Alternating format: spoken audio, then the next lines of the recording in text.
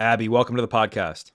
Thank you so much for having me. I'd love to jump right in. I would love to know how you've managed to stay sober. Like, what have you done to stay sober for over 5 years without going to AA or being involved in a 12-step program?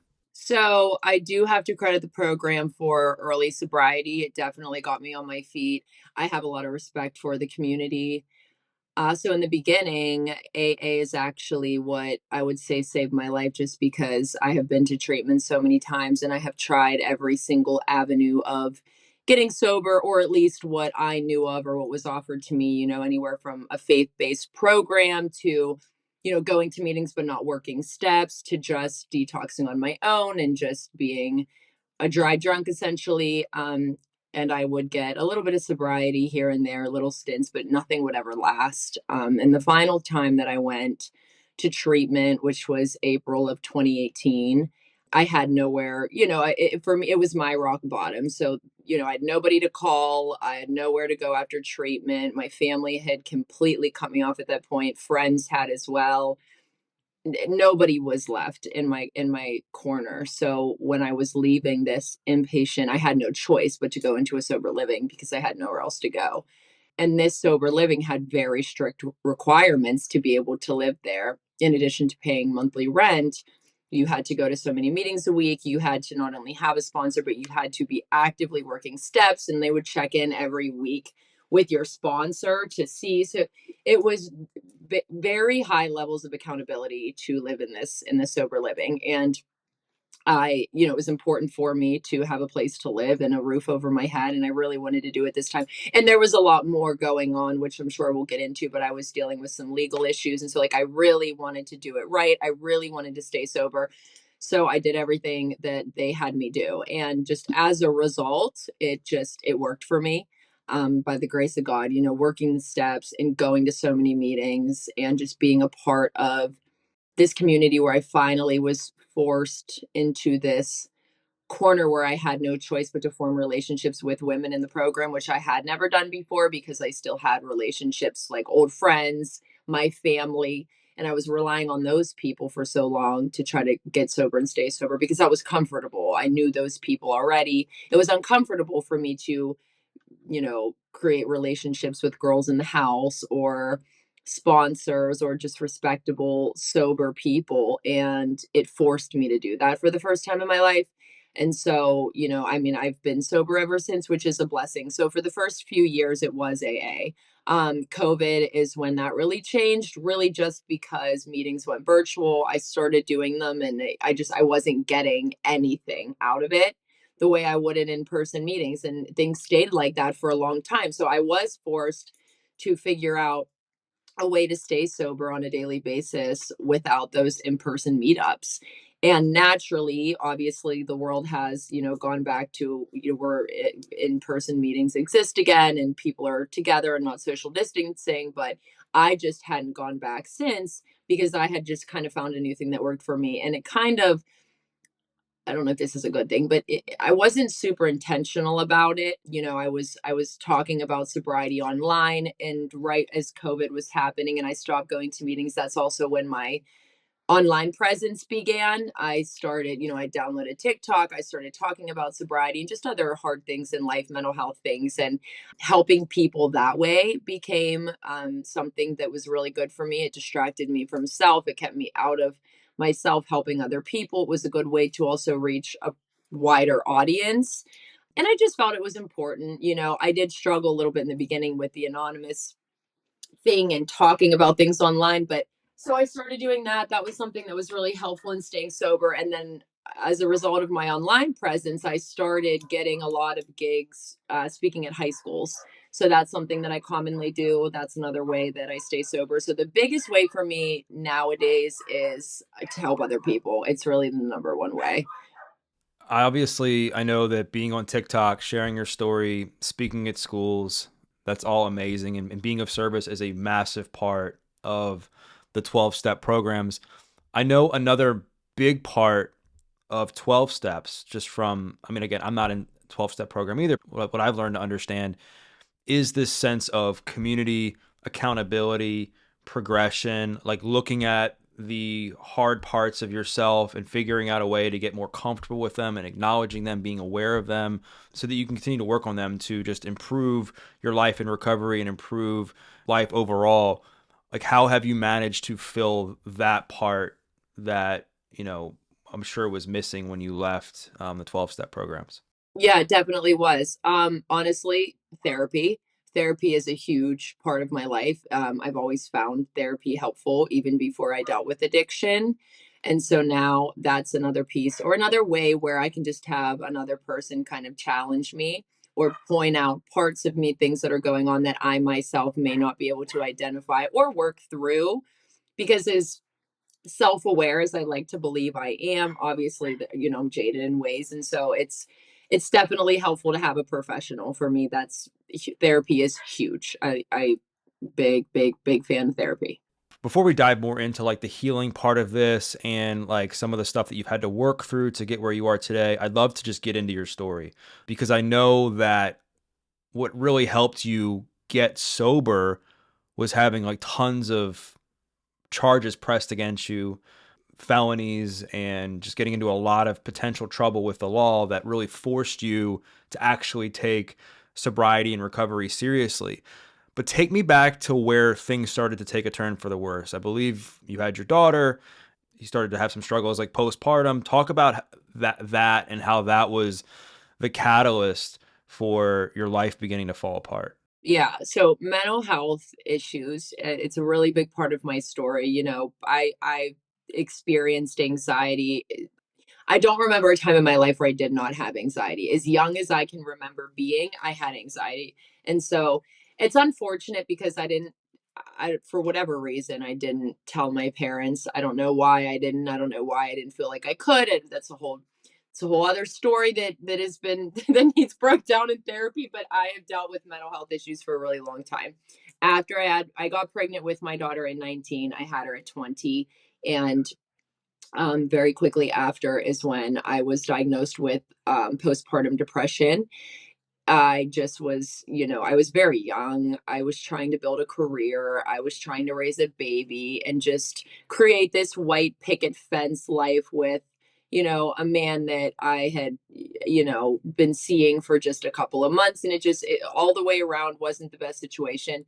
So I was diagnosed and I was prescribed benzos. That was their solution for me, which is really unfortunate now looking back and does make me angry just because I really wasn't educated on the drug. I wasn't, no, there were no warnings given. And of course, I was only 20 at the time. So I wasn't even of drinking age yet, but I just had no idea the harms of the drug, the potential to get addicted to it, what can happen if you mix it with alcohol. I mean, absolute death sentence in it. And there were some very near death experiences as a direct result. And so I get this prescription and I take it for the first time and everything is gone. I mean, obviously, right? The anxiety, any negative thought in my head, any feelings of doom, every single issue that I had ever felt had gone away. And immediately clung to that for the next, I don't know, for years to come. It was the first solution I had ever really experienced. And so it didn't take long before I was running out of the prescription early and trying to find more, outside of a doctor. And just that's when it got a little bit out of control. And that led to meeting not the best kind of people, then hanging out with said people. And it just kind of snowballed into, I wasn't hanging around the right, so it was just not good. And then also, I was only 20 and I was really struggling with this whole being a mom thing, especially in a time in my life where I felt I was supposed to be figuring out who I am, what I want to do with my life, having fun, making mistakes, but I kind of didn't get that opportunity because I had a child now and there was a life that I needed to take care of and there was priority over me. And that's just why you don't have kids that young. I mean, when you're not ready, and I was not ready. And so that really set me back. Having a child that young, I was not prepared for how complicated it was going to be. And so the combination of motherhood, mental illness, and yeah, being prescribed a band-aid essentially of a medication that's never going to cure me was just, yeah, it got bad. It got really, really bad until eventually Somewhere in this phase, the father of my child and I, we had split up. I had moved back in with my mom and dad, and I continued to go downhill with the substance abuse until finally my parents kicked me out. So, and then things, of course, get worse from there before I finally go to treatment for the first time. What was your day to day like with your daughter in the midst of all of this? Because I can imagine that you weren't really able to connect with her in the way that you probably had truly wanted to, given this path that you had started to go down. So talk about like what your relationship with your daughter was like during the first few years of not only her life but of this treacherous path that you were starting to go down. Yeah, that's probably one of the most gut-wrenching parts, especially with that particular substance, because there's just so much that I don't remember, which is very unfortunate and hard to admit. But yeah, it was really just about survival. When I look back, I think for a really, really, really long time, my life was just fight or flight. And, regardless of any substance being involved, fight or flight alone gives me memory issues because I'm just trying so hard to survive that I'm not like processing things. I'm not present. I'm unable to comprehend things and I'm just like going. And that was really what my life was like. So as long as I had a substance to help me get up and be a good mom and take care of my kid, that unfortunately was the priority because I needed that to then be able to do the things that I needed to do. And so, in my brain, there's always, and this is just kind of how addiction is, but it your life revolves around it. Everything you do in your day to day revolves around this substance and what time you take it and do you have it or do you need to go get more? And so I remember a lot of early motherhood being that, like making sure that I had what I needed so that I could be a mom.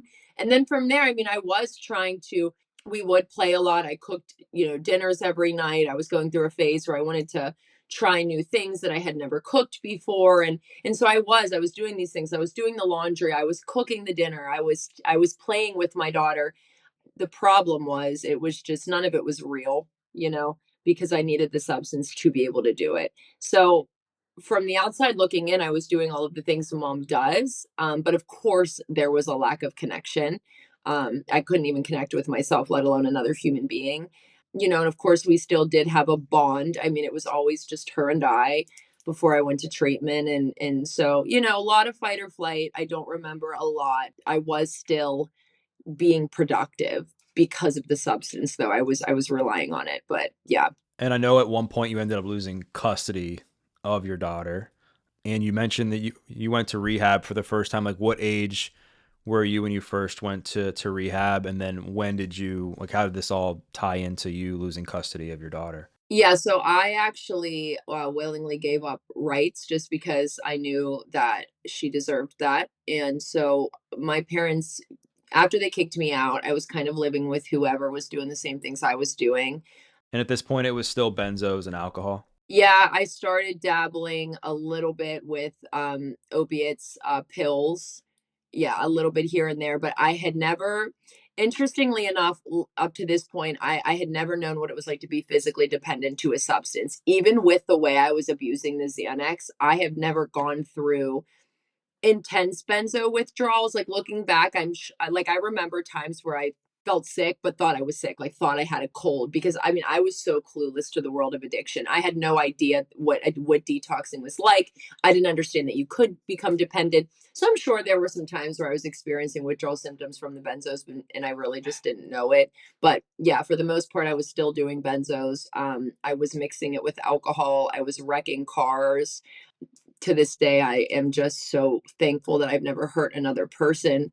Just some of my darkest moments that I'm so not proud of. But yeah, started dabbling with opiates, Percocet, which was provided by the people that I was hanging around with. And then at this point, my parents gave me an ultimatum: go to treatment, or like we just will not be in your life. And they were also kind of starting a process where they were going to the court to like temporarily just get like guardianship of my daughter. They were looking to begin the steps of protecting Mila, my daughter, as I was going downhill. So for about a month, I was stuck in this stubborn phase of they're crazy. I don't need rehab. I'm going to pull it together and I'm going to show them. And so I went through that for about a month, but life just continued to go downhill. And so I remember just waking up one morning and in some random house, I felt horrible. I was hungover.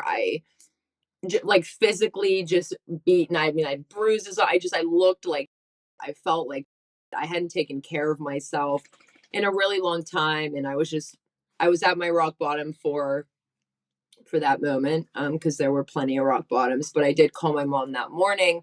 And really, here's the thing, I struggled ever feeling like my parents were there for me emotionally, which is a whole other story. But I don't even know if I was ready for rehab at that time or needed rehab at that time, because like I said, I wasn't physically dependent to anything. Sure, I clearly had a substance abuse issue, but really I never got basic support from my mom or dad. Just like, hey, I think I might need some help here. I'm really going through it. I mean, I don't know, but they wanted to send me away to treatment, and so I do. I go to California, I fly across the country, and I go to rehab. How old are you at this point? 22.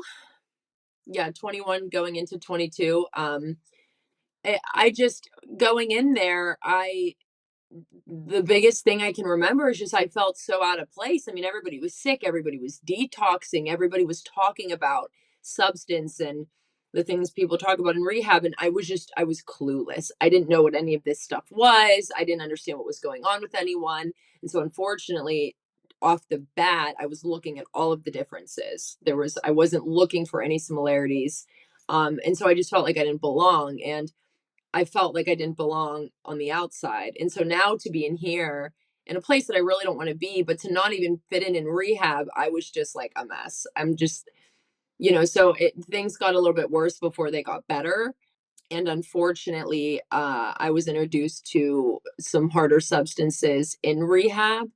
And there was this running theme in my life all throughout my life, my childhood, where the solution for everything was like, oh, she has anger issues, she needs help. Oh, she needs to go see a therapist. I'd break up with a boyfriend and I needed to go to therapy. I remember there was a girl bullying me like relentlessly in high school. It started online, was going on for months, didn't do anything about it. Then it started in school, then she was poking at me in class, and it went on for months and months and months. And one day I had enough, and I clipped her right in the jaw, turned around and walked to my car and left school, got suspended for 3 days. My mom made me go into anger management for it. I had never been angry. I had never been physical. I had never been violent. Was that the solution? Absolutely not. Should you lay your hands on anyone? No, unless it's self-defense. But just everything called for some crazy reaction, and it made me feel like something was wrong with me. But being in therapy or sitting with this anger management counselor, I didn't feel like I belonged there. It didn't like it didn't feel right. I knew that I don't know. So for a long time, I struggled with not understanding why my parents would do the things that they would do. And so I think I had this moment in treatment where I'm just like, you know what? You want me to be sick so bad. You want me to be angry so bad. You want me to have these issues so bad. And finally, I just had enough and I picked up this substance in treatment and I did it. And I'm like, here now I'm a junkie. Now we can finally and it's so backwards, right? And it doesn't make any sense, but it's just at the time it was always, I mean, I wrecked a car, I was put in the psych ward. I fought back against a bully, I was put in anger management. It was just like it was a lot. It was a lot. And so when they pushed me into rehab, and eventually did I need rehab? Yeah. But the first time I went, I wasn't physically dependent to any sort of substance. I didn't need to detox, and I was in detox.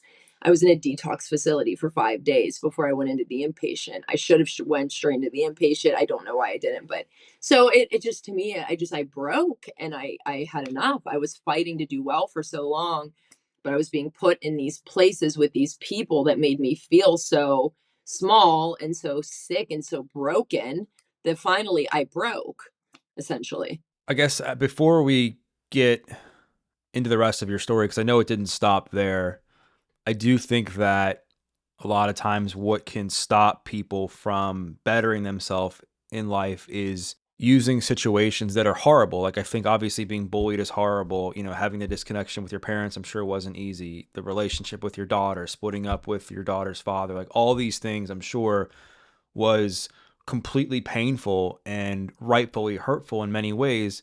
I think the problem becomes when people will use those events and say, okay, like I'm going to do all these things as a result of that. And then I'm going to point back to that situation to not necessarily point blame, but to say, well, this is the reason all of this happened. And I have my own experience with this. But with you, when in your life, because it seems like you're doing really well for yourself now, you just bought a house, like you just did all these, you've done all these things where you came to some level of acceptance, like, okay, like I am part of the problem and I need to stop feeling sorry for myself so that I can get better, so that I can be the mother that my daughter needs and all these. Like, when did that actually happen for you? So that would have been multiple rehab trips later. I really just did the majority of my treatment in California because that was the first place I went for treatment. Anytime it didn't, I did a lot of bouncing back and forth between Pittsburgh, PA, and Orange County in California, mainly because I wanted to be in Pittsburgh to be sober and be the mom my kid deserved. But when things were not going that way, or when I would relapse, or when I would blow up and everything would hit the fan, I would run back to California to go back to treatment and I would leave everybody to kind of clean up my mess. So I did a lot of jumping around. Now, I had a couple inpatient treatment stays in Cali, couple detoxes, lived in sober living, worked in sober living, worked in detox, worked in treatment, all of these things. Finally come back home to Pittsburgh years later thinking that I'm ready, but I had no tools in my tool belt. I just happened to be in a scenario, in a situation in Cali that was working for me at the time. I was by no means prepared to come home to Pittsburgh and be a mom. So I come home, and we can get into all this, but things hit the fan again. And for the first time ever, I'm in a position where I can't get back out to California. Nobody will fly me out, which I used to have people that worked in treatment that would fly me right out. They were refusing, which I later understood why. And for the first time, I was forced to go to treatment in Pittsburgh.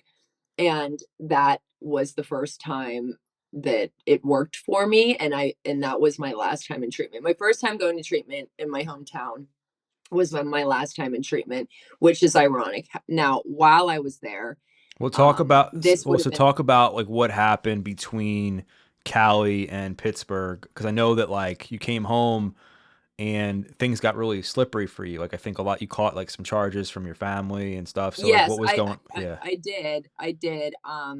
And so that would have been why, that was the why I went this last time, because I was facing an ultimatum of go to treatment or we're pressing charges. So I went.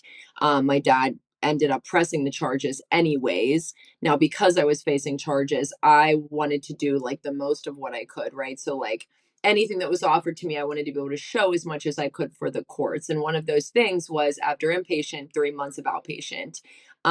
Obviously it's highly recommended. I recommend it to anybody who's going into treatment, but I was doing it because I didn't want to go to jail, right? Or I didn't want to catch charges. So my intentions still weren't pure. I was still being selfish. Now I got really, really lucky. And here's where I'll answer your question. When I started outpatient, I met a therapist who absolutely changed my life. She was just the biggest blessing.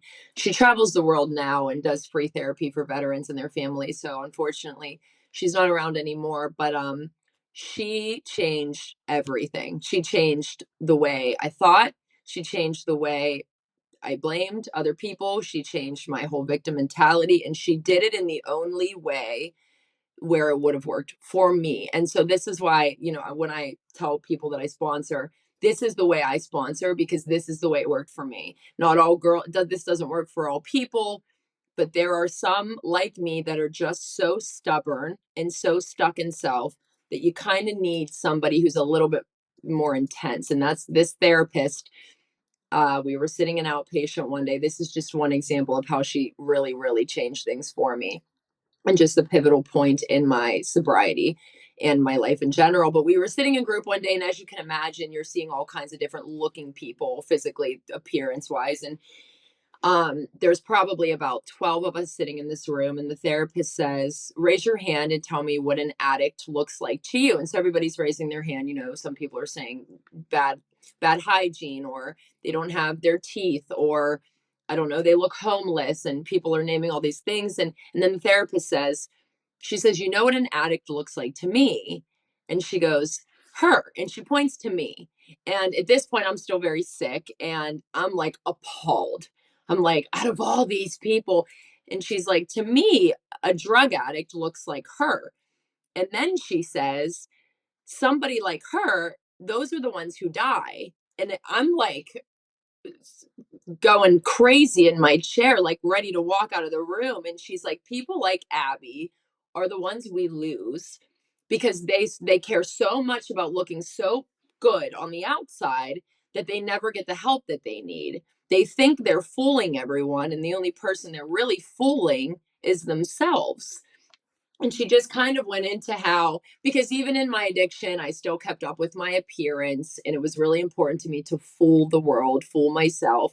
And she was the first person that was able to like break me down, like rip the ego and pride to shreds, and then build me back up into like a humble person who was able to take accountability. And so the pivot was her, and she is such an important piece of my story. She was just the first person. She didn't lie to me.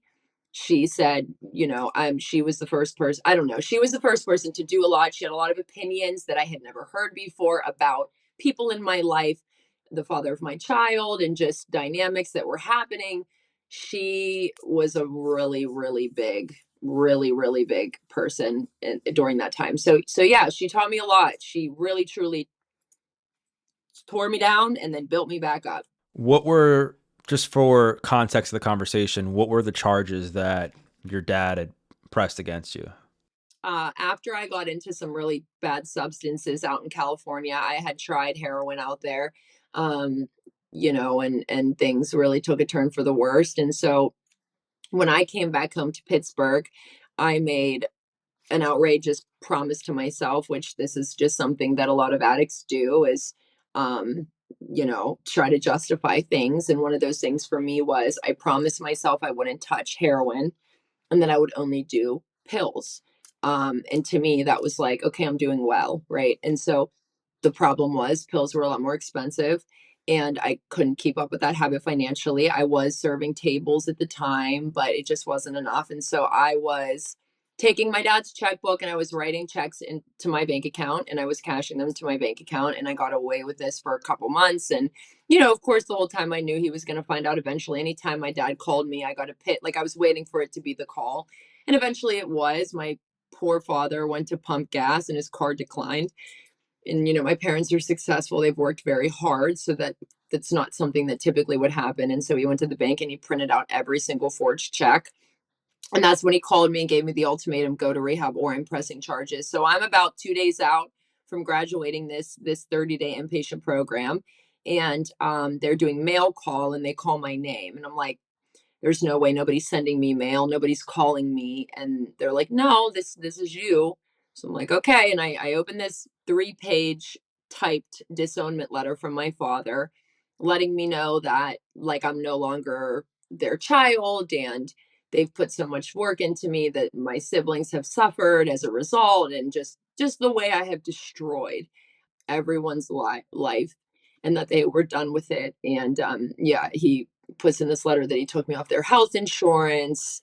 Just, you know, every way they could cut me off. In the letter it read that he feels sorry for my daughter to have me as her mother. And the final paragraph read that he decided to go through with the charges anyway. So it was 32 counts of forgery, identity theft, and theft by unlawful taking, which was, I was looking at a minimum of 7 years in prison for. So that was that was like a really interesting way to leave treatment, because I was feeling good. I was ready to get out there and really start doing well for myself. And when I got that letter, it just kind of sent me backwards. It sent me spiraling back to like, what's the point? What's this all worth? Why would I stay sober if I'm just going to face this prison sentence? My daughter's not even going to know me.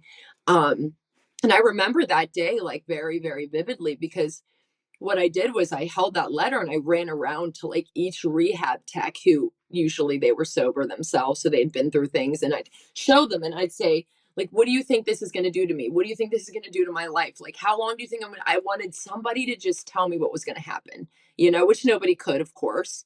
And then that's situation in particular leads to how I built an incredible relationship with the higher power that I use today. That situation is what did that, which was ended up being incredible at the end of it all. But that was a very, very rough thing to go through because obviously that case took over a year. So I was over a year sober by the time we actually went in front of the judge for that, which was probably a good thing for me. But Did the charges end up getting dropped, or did you end up like going through? Because it was, how many felonies was it? It was a couple felony. yeah, 32 counts of the three different types of felonies. So I think the biggest thing was I don't think my parents quite understood that even if they wanted to drop the charges, the state had already picked them up. They didn't realize that's how that worked. So once I hit a year sober, I mean, this was the longest I had ever stayed sober. It was really different. It truly was, and people could tell. I had started speaking to my parents again a little bit. I was starting to see my daughter again. I was starting to pick her up and take her, to Chuck E. Cheese, or she'd come into the sober living and we'd build a puzzle, whatever. But I was really, really, I had a job for over a year. I was serving tables downtown in the city, and I had got my car out of repossession mode. I had got my license back. So little things I was really working on. And my parents, I just think they didn't want to see me go away for that long, especially because my life was changing. So, saying this, it sounds like, oh, but this really took a lot of work and a lot of time. But by the time we went in front of the judge, my dad had decided to hire a lawyer on my behalf and fought with me. So my dad and I fought against the charges with a lawyer that my dad hired, which did I deserve that? Probably not. But he did. And we got 32 counts of those felonies dropped to misdemeanor theft charges by the grace of God. So I didn't get any felonies, and yeah, we got them dropped down to misdemeanors. I paid my parents back in full in the form of restitution. Obviously, I had major fines to pay as well, which was a great way to hold me accountable. In addition, I was on supervised probation for a year, which was a phenomenal source of accountability for me at that time in early sobriety. The combination of the sober living, the accountability in there, knowing my PO could show up with a drug test at any given moment was a really, really big tool that I used in early sobriety, because there were times where I was triggered, and I will admit that knowing that I was on supervised probation and that she could show up any day really, really kept me from going backwards. Those charges kept me from going backwards. You talked about, like, in the thick of one of the most challenging times of your life, you found this connection with a higher power. And I think a lot of times people, when they're faced with situations like you were faced with, they fall apart, and they do essentially what you had done earlier in your addictive nature, where you just throw everything away and you're like, what's the point? My life is going to self-destruct anyway. There's no point of even trying. Like, how did you like develop this sense of optimism and peace and compassion, despite the fact that the odds were incredibly stacked against you and you were in this thickness of darkness? Yeah. So I think what it came down to was I was just sick and tired of being sick and tired. And I have to say, it was a major blessing being in the sober living at this time, because I was surrounded by so many women who were supportive of me. And that wasn't something that I had chose for myself. So I was very, very fortunate with that. But what was actually happening from the time I left treatment, knew that I was facing these charges, um, I was every single morning I would wake up physically ill, and it was all rooting from fear of the unknown, not knowing what was going to happen to me. I was physically throwing up basically every single day, usually in the morning, just so sick and so afraid, and constantly going through the thought process of, why am I doing this? What's the point? I might as well use, why stay sober and fight through all these horrible feelings and just all of the fear of the future. if it's not even going to be worth it. And the combination of being physically ill, going through that cycle mentally, and I mean, I was living in hell, and I lived like this in the sober living for, I don't know, at least a month after I got out of treatment. And what it came down to was I just got sick of it and I fell to my knees. And it was kind of one of those moments where I was just kind of bawling and didn't really know where it was coming from. But I think at that point I had just like kind of given up. Like I just remember looking up and saying, whatever is up there, if anything, at that point, I had completed step one and I knew that there was something more powerful than me. But I just basically said, I can't carry this anymore. Can you please take this? And, I felt silly doing it and I felt silly talking out loud like that. But that was really a moment for me that changed things only because I realized that I didn't have to carry it around all day every day, and I realized that I'm not the one that controls what happens to me. Obviously, I can make the right decisions and I can help lead my life in a positive direction, but I don't have control over everything that happens to me. And it was one of those moments that I was so tired. I got so tired of feeling the way that I was feeling that I gave it up. I gave it up. I handed it over, and then, it wasn't like, oh, that, and then it was good. It took time, but I think as time went on, as days went on, and then as weeks went on, I started to feel lighter and lighter. And as kind of all the worry lifted off of me, I started to gain a bit of hope.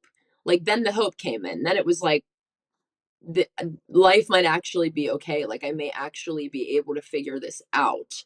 And then I was able to start, I don't know, rebuilding my life again. And it really started with a lot of internal stuff. But even that internal stuff, I really couldn't work on with all of the other fears and worries that were in my head. So giving it up and then seeing the success in that, like it worked, right? Like I really was able to move forward and not feel so heavy and not have so much worry. And so actually getting that result is what led me to explore a deeper relationship with a higher power. And I did. And then I started praying every day and one thing led to another. And now it's a very important part of my life. But yeah, that fear and that worry from that court case really built me a strong relationship with a higher power. You've talked about, like, since the day you can remember, you've had struggles with anxiety, a lot of mental health issues that you've gone through from before, going into the depths of addiction and enduring it, and then the aftermath of everything. And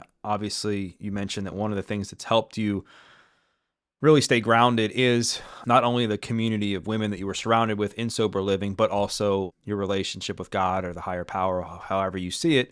What other tools have been helpful for you outside of those two things and therapy? What other tools have been useful for you to self-regulate and to deal with some of the day-to-day stressors and mental health stuff that might pop up? So my sponsor was a big one at the time. I was calling her nonstop in early sobriety.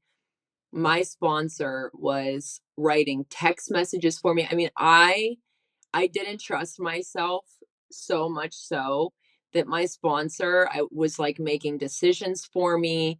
So she was very helpful, and that was a good thing. She taught me how to set boundaries. She would write up texts for me because I was so codependent with my mother that I didn't have it in me, and she would write up these texts to set boundaries, and then I'd copy and paste them. And I mean, I really leaned on my sponsor. That was super important. She helped me slowly make amends and not rush at things because there was something I was going to benefit from if I fix this relationship right now, taking my time, giving people space and them time. She really helped me with navigating life, but also a lot of the a lot of the mental and emotional stuff she was there for. So having somebody to call at basically any given moment was really important for me. Meetings were really important for me. I think it was a really good distraction, but also community is so important. I think that's one of the biggest things I'll say even today. Like if I'm feeling funky in my recovery today, it's generally because there's a lack of community. And although, I have my platform and I can speak on my platform, there's another piece of the equation that doesn't exist when I just speak on my platform. And I really, really need, I don't know, just that in-person community of all of these people who are just like me and feel just like me. And so yeah, meetings. And then honestly too, really like just free time. For me, it was like taking bubble baths, watching certain shows on Netflix, in the sober living. Like those are some of the best when I look back. I really appreciated those small moments of self-care because I didn't do that in my addiction. You know, I didn't take care of myself. I wasn't putting masks on my face or conditioner in my hair, or, you know, whatever. So I was doing a lot of self-care stuff too. That was helpful. Like today, like in present day, like what are some things that you do like on a daily or weekly basis to help like deal with anxiety, optimize your mental health, and take care of your overall well-being? So, more so recently, I'm getting back into fitness, which for me right now, that looks like, well, it started with walking. Recently, I started running, which is really strange for me. That's just not something that I ever, I mean, I did cross country in middle school, but that's really not something I ever did. So that's been interesting. It kind of feels weird just running, not from the police, but just because you want to do it. But that I have found to be really helpful, especially when it comes to anxiety. Any sort of physical working out. Like for me, if I'm in the gym, I like a really hard, intense workout that usually always will do the trick for me. But I haven't been going to the gym much lately. So really running is huge. Music is a really, really big one for me, even if I just put it on at the house and I'm when I'm cleaning. But yeah, music, working out, running. A really big part of my life growing up was I was a competitive cheerleader and a gymnast, and it was my entire life. And looking back, that was my saving grace when it came to my anxiety because for whatever reason, I think it was just the consistency of knowing each week that I was going to go there. I knew what time I was going to go there. And it was just this, I don't know, just really helped my anxiety knowing each week I was going to the same place with the same women and the same coaches. But, you know, I got really good. And, you know, I did varsity. I was a varsity cheerleader. And so that was a really big piece of my life growing up and how I not even intentionally because I was young, but that's what was really helping my anxiety was cheer and gymnastics. So I think there's a correlation now, even if it's just with running, it's helping me in that same way that it used to when I was a cheerleader. You know, as much as I'd love to do that, it doesn't really exist for an almost 30-year-old woman, but I still really enjoy that kind of stuff. So physical activity I think is super important. Being outside in general is really helpful. Walking the dogs. I have two dogs. That's another one. They're my saving grace. Those two. So yeah, emotional support pet. And I know one of the big things that helps you as well is like your platform and being of service. We kind of touched on this at the beginning, and then being able to share your story and to share your insights and everything, and have the support through the community. Given your track record with addiction and how addicting social media can be at times, and how it can negatively impact, you know, mental health, anxiety, and all of that, like how have you managed to walk this path with social media without falling down some of the same patterns that you fell down before? Yeah, absolutely. So this is a really big one, and I've tried to be very careful and very cautious of this when I decided that I wanted to attempt to do social media full time as my career, which for me in particular is YouTube as my primary platform and my primary source of income. It's scary because you have the side of it where social media can be simply addicting, but then you also have the other side of it where this is actually where your money's coming from. And the more views, the more money, and it can be very toxic and it can be very dangerous. And not only do I not want to slip when it comes to my addiction or my mental health or my self esteem, but even making a bad decision and posting something that I would end up having to apologize for because I'm so caught up in numbers and views. And that in the beginning was something that I did not want to mess up. And I'll be honest with you, not only have I had very useful conversations with other creators that has helped me. And I do daily. Like I have friends who I touch base with daily. But therapy was so crucial for having this as my career, but and also the mix of my daughter. Um, that whole thing in general, just social media in general, the way it can affect me with my past with addiction, but also it being my career and me having a daughter who sometimes appears on my platform, that entire realm of things was a big reason I decided to get back into therapy in present tense. You've been through so much, whether it be like the addiction stuff, the legal stuff, troubles with relationships, troubles with family, stuff with your daughter, like your own mental health stuff. What's been the most like painful part of your journey to work through? I don't know why.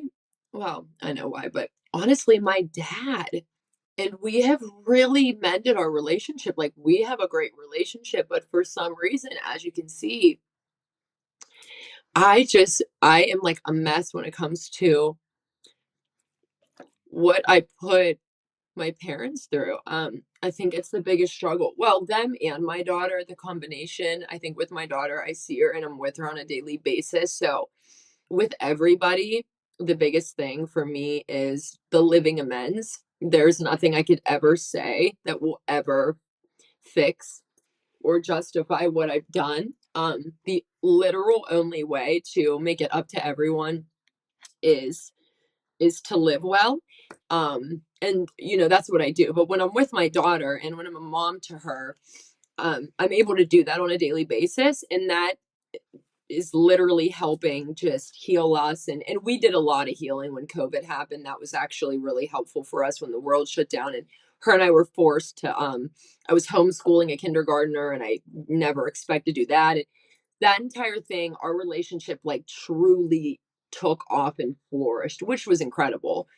And I see her a lot. And so those daily amends of just being a good mom is what gets me through there. But with my dad or my parents in general, they're living their own lives and I still do see them a lot. But something with my parents and just with that what I put them through, I think I struggle with the most for sure. And I like I said, I mean, I truly do have a beautiful relationship with them and we've celebrated so many incredible accomplishments. And I mean, even the house, they're just very, very proud of me. And even my dad, I said to him the other day, because they're excited for me. And so because of that, I said to my dad the other day, I said, thank you for trusting that I can handle this, by just being excited for me with everything I've done in my past. And he texted me back and he said, never a doubt. And it meant a lot because wow, have I just put them through hell. So yeah, I think I definitely struggle with what I put my family through the most. It just kills me that I can't change it. Wish I could. Totally. I mean, I definitely relate to a good bit of what you just shared there. And I'm curious because I think a big part of it is there's this disconnect, right? Where parents think that you're doing one thing or meaning one thing, but the reality is like what's going on is just so far removed from what they think. Like they think you're purposely self-destructing, you're purposely ruining your life, or you hate them, or you're not appreciative of them, or whatever it is. In your situation, like if you could talk to your parents and they could understand, as soon as you said this thing, they would immediately understand where you're coming from. Like, what do you think they misunderstood the most about you in your situation when you were doing a lot of this? Yeah, I mean, there was absolutely a lack of like, and this goes all the way back to childhood. There was a lack of ever just checking on me, like just coming and sitting on the edge of my bed and asking how I'm doing. Like that never happened. That never happened. It was like I said, but it was always let's go to therapy, let's go to anger management. But like sometimes I just wanted like a hug or I just wanted somebody to ask if I was okay or if there was anything I needed. Like I felt like there was a major lack in that. And I definitely think if they could have understood that sometimes I just needed their support, that would have been helpful. But yeah, I mean, like you said too, just yeah, knowing why I'm doing the things I'm doing, not because I want to self destruct, not because I'm some piece of there's something going on. There's an issue and I just needed help finding the right professionals to address what was happening with me because before addiction there was so much happening, right? There was so much happening without the addiction that needed addressed, right? That the addiction ended up taking over and that was my personal cure for it because I don't know. And I know it sounds kind of silly because I'm saying that, I needed the emotional things addressed and then they were trying to put me in therapy, but the timeline of it all just I mean, I was like 15 in therapy. I hadn't I didn't really need it for anything, or I mean, it wasn't working. I had nothing to talk about. But then, you get to the point where I was 19, pregnant, moving out for my first time, and I don't know. It was a concoction of just not good stuff that just led to absolute chaos. Yeah, I mean, I definitely wish they understood that there was a deeper level of issues, and that is why I was doing the things I was doing. I wasn't so, and I'll tell you what, this is another big one. This sticks out to me a lot. So one of my greatest memories is when the final time I moved home from California. I had bought a car while I was out there, so I had to drive across the country to get home. And so my dad flew out to LAX and I picked him up from the airport and he drove across the country with me back to Pittsburgh. And I was sober at this time. I'd been sober for a little bit in California. This was the trip I would go home when I said I had no tools and there was no way it was going to work. This was that trip home, and we did a lot of really cool stuff. We stopped at the Grand Canyon. We did Sonoma. We saw some really cool stuff, and it's to this day my dad's a musician. He's really, so we stood on the corner of Winslow, Arizona, and we listened to Take It Easy by the Beat or the Eagles. Like we just had a phenomenal time. But on that trip home, there were a whole lot of conversations because we had a whole lot of time. And a lot of the conversations I was talking about recovery and some of the things I learned and how good I felt. And I did. I truly, every word I said to my dad, I meant. The problem was I didn't stay sober. And so in that letter he wrote me, there's a paragraph where he talks about how he believed me on that road trip and how he believed every word I said, but unfortunately it was all a lie in his words. And that I think is one of the toughest things for me because none of it was a lie. I meant every word I said to him. Everything was true. Every feeling I felt was true. Unfortunately, I didn't have enough education to understand that I didn't have enough tools to stay sober. And I didn't know that. I wasn't quite. And so yeah, that would probably be one of the biggest things is I wish he knew that I really, really, truly was honest in every word I spoke to him. I unfortunately just didn't have enough tools to stay sober. And so a lot of times they thought I was lying to them when I really wasn't. So that would be a big one. A lot of times to really transform relationships with family members like you're on the path of doing, it starts with having these really vulnerable conversations and hard conversations and admitting certain things. And then the other people, and you hope, admitting certain things. And there starts to create some level of, emotional connection that maybe was at one point lost, but now is coming back. Like, what was one of those conversations for you, like if any, to where you felt that it was super productive? Like, how did it start? How did it go? And then what was the end result? That's a good question. We did a couple of family groups in treatment that were very helpful. Like we did a couple relapse, well, I don't know how helpful. We did a couple relapse prevention groups together, like my mom, my dad, and I, and professionals.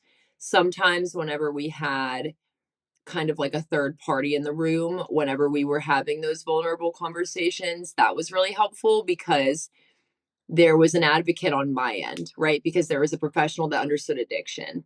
And so there were moments where, the professionals could kind of stop them or stop me and explain something further. And my parents hearing it from a professional, I think they were better able to comprehend, understand, or realize that this is true, whatever it may have been, whether it be a fact or a statistic on addiction or whatever, but they were more inclined to understand, respect, and comprehend when it was coming from a professional. So I think some of those family groups were helpful.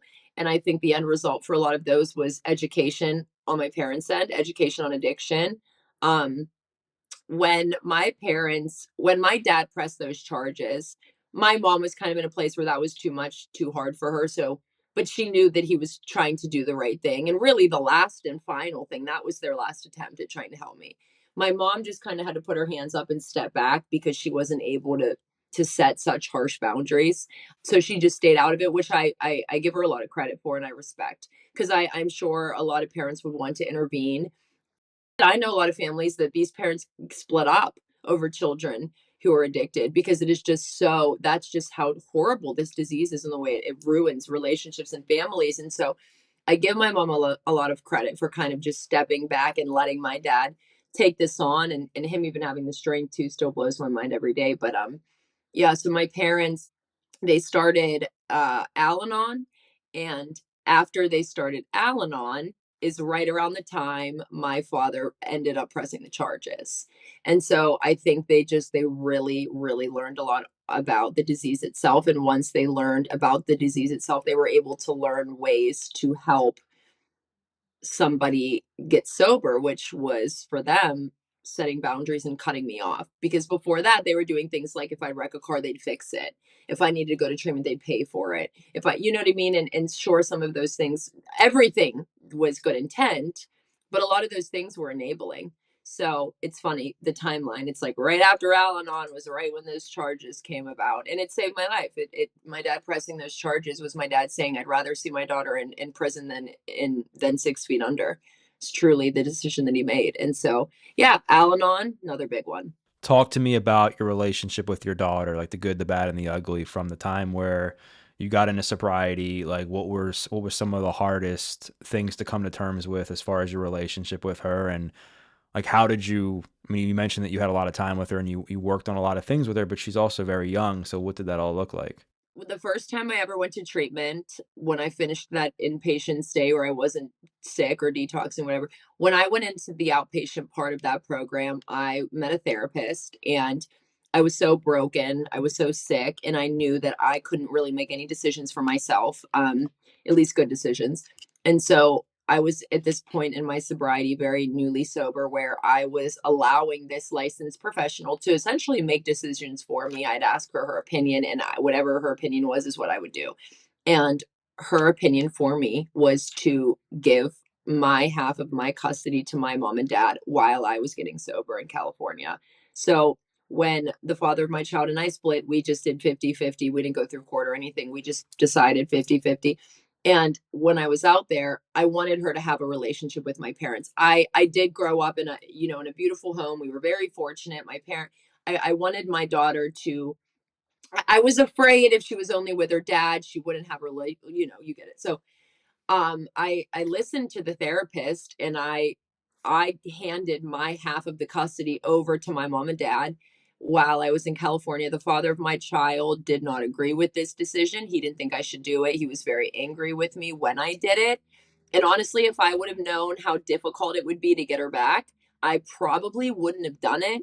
Now, even with that being said, looking back, it is one of the best decisions I made in early sobriety, in addiction, whatever the case. I was sick. I didn't have a very good or clear thought process. And this truly to this day, I say it is one of the best decisions and most selfless decisions that I ever made. So I hand my rights over, right? So fast forward, a little bit of time goes by, I come back home, I get out of treatment, I'm doing well. So after we started building the relationship while I lived in the sober living, which was just me picking her up from my mom, taking her places, doing things with her. Once I got my first apartment, which was a little tiny loft, it was a studio apartment, she began living with me. So my daughter lived with me for a year before I had any custody or rights of her. And that was a really tricky time because I would notice my ego like slipping in every now and again because I didn't understand. I'm like, okay, so I have my daughter. I physically have my daughter. I'm taking care of my daughter. I'm co-parenting with the father of my child. But if something happened tomorrow, I have no rights of her. I have no physical legal custody of her. And that was confusing and complicated. And I really relied on my higher power during this time, but it really just came down to humility and understanding that I had created this mess and I had to be patient enough. And so I let a lot of time go by before I stood up for myself and talked to my parents and felt that I deserved, whatever. So this didn't happen intentionally, but on Mother's Day, I ended up regaining custody. Mother's Day of 2019, I regained custody of my daughter. And so, like I said, she had been living with me. So this was it was a really big adjustment for her. She was living with my mom and dad. She's already living in two homes. Now she's back with me. She was very, very resentful at me. And she was little. I mean, like 4. She was small. And you could sense the resentment. It was there. She was angry. And if you ask her, then or even now, do you remember any of this? This is what she, from my addiction specifically, she says the only thing she remembers is just that mommy was gone, and she didn't understand why, and she was, you know, it hurt her, and she's told me that, and so that's the only thing she remembers is me being gone, which is obviously incredibly sad. But yeah, so she was real resentful at me. I just continued to be the best mom that I could be. I continued to rely on God. I would pray every night, like, God, I'm just going to keep doing this. I'm going to keep doing what I'm supposed to do. If anything happens, or if you give me a sign to step up and do more, I'm ready for it, whether that be step up and tell my parents I think I'm ready to regain rights, or, take on more time with her, whatever that looked like. I was willing to be there for her however she needed me. And then COVID hit, the world shuts down, and now we're literally just her and I are stuck in the house 24/7. Like I said, she's in kindergarten, and I'm doing that with her, and I'm her teacher, and just all of these changes. But as a result, our relationship just like really, really, really thrived during that time. We just, again, I mean, the same thing with my parents. It just nothing can do it like living events does it. Nothing can do it like living every day as the person that you want to be, that you are, that you promise to be. And that's what it was for my daughter too. And so there was nothing that could do that but time. And so it took a lot of time. It took years. Now our relationship is just incredible. She's my best buddy. I'm her mom first and foremost. I'm not her friend. My job isn't for her to like me. My job is to teach her right from wrong and help her make good decisions and take good care of her. And so I'm not quiet or shy about my addiction. My daughter knows everything. She's incredibly educated. She came to my home group with me every week for a full year. So she kind of grew up in the rooms. If you ask her like what AA or what meetings are, her description of it, she'll say, all of these people, they all come and they hang out together because they all have the same problem and they all feel the same way. And after they come together and they all talk, they suddenly feel better. And I'm like, that's basically what it is. So yeah, you got that right. But yeah, I mean, we're doing very well. I'm very, very grateful that I've been able to have a second chance with her, and that she's given me that, because almost didn't deserve it. So it was a lot of work. It took a lot of time.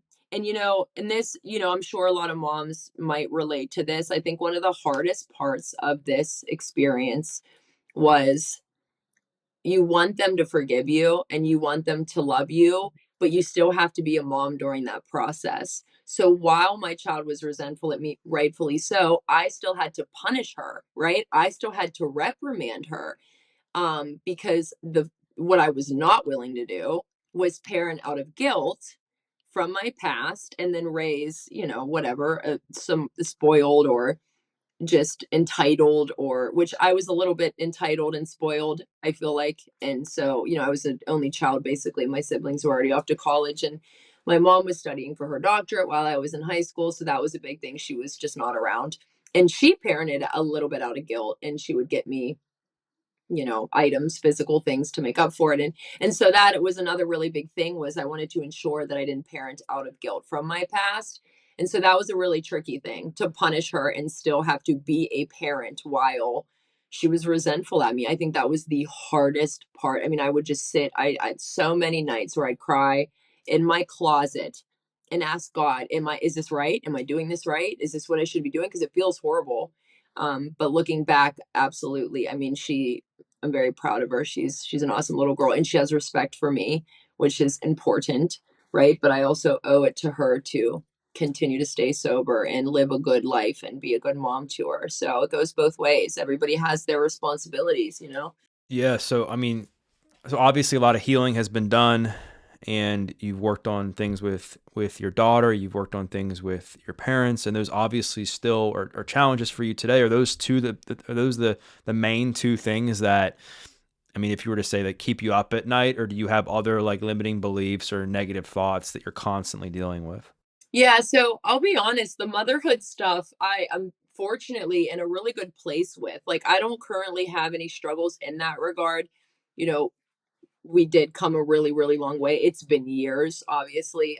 This April, will be 6 years by the grace of God. And so I've really had a lot of time to, I don't know, just kind of figure this out, figure out what being a sober mom looks like for me. And so I don't deal with much. I don't really deal with much when it comes to motherhood. Yeah, I mean, even my parents in the relationship, I really can't even say it keeps me up at night, and that I owe to God. I talk so much to God, especially at night, that I think I just get, a lot of peace comes over me, and I'm grateful for that. I think that there's a little, if anything, it's guilt that creeps up.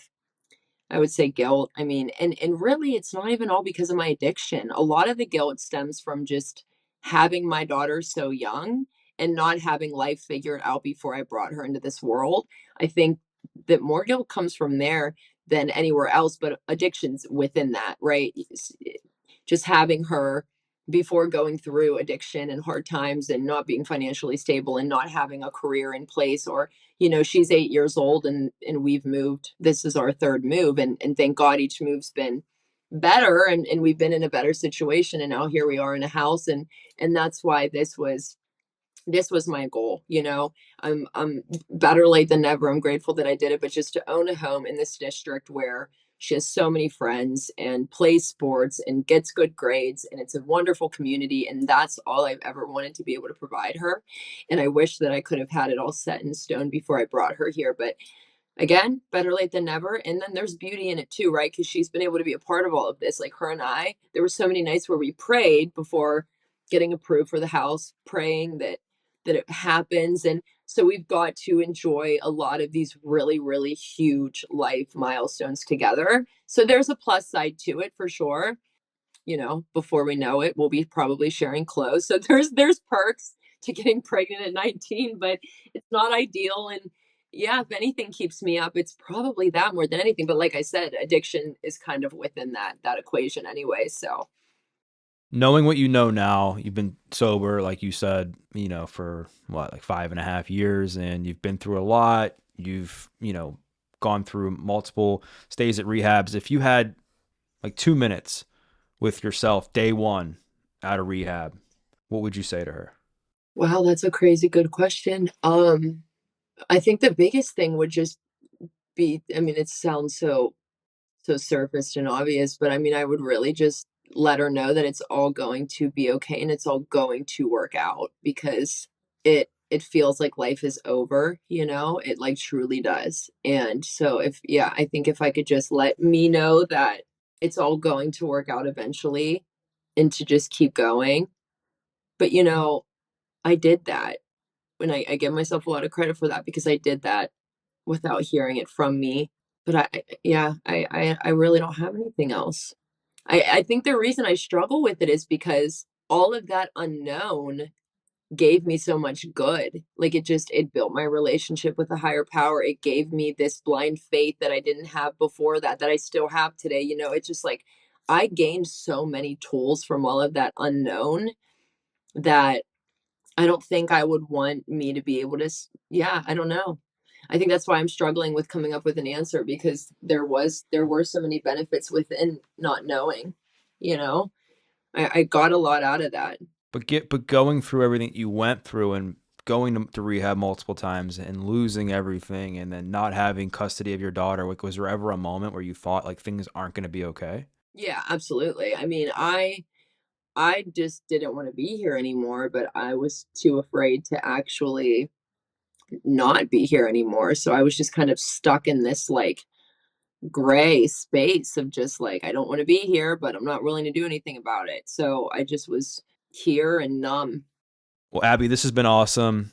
Thank you so much for your vulnerability and for sharing your story, your insights, your wisdom. I think people are going to connect with you really well and get a lot of value out of the conversation. If people want to follow along on your journey, if they want to connect with you on social media, where's the best place to do that? Yeah, so YouTube is my primary platform. I try to keep it easy. So all of my platforms are just my first and last name, Abbey Fickley. So YouTube, TikTok, Instagram, you can find me in all those places, threads.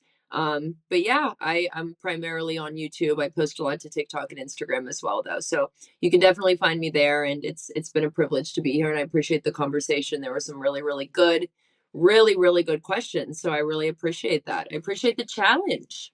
You got it. And thanks again for coming on. I'll be sure to link your socials and stuff in the show notes. And thanks again for coming on. Great conversation. Yeah, it was awesome. Thank you again so much for having me. I really enjoyed it. Thank you so much for watching. If you like this video, I really think you're gonna like this video as well. I'll see you there.